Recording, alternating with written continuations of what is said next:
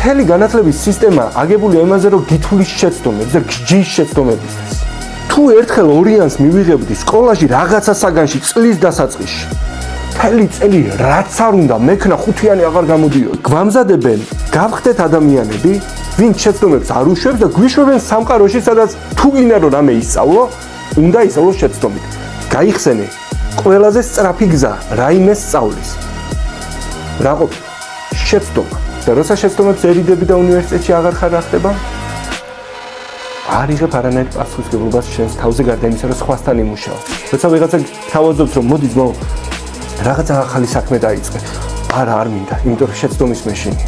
მოდი ბიზნესი გაქვს დაწყებული, მოდი გავაფართოთ. არა, შეცდომის მეშინია. ახალი ვისწავლოთ, ახალი უნარი დავამუღამოთ რაღაცა.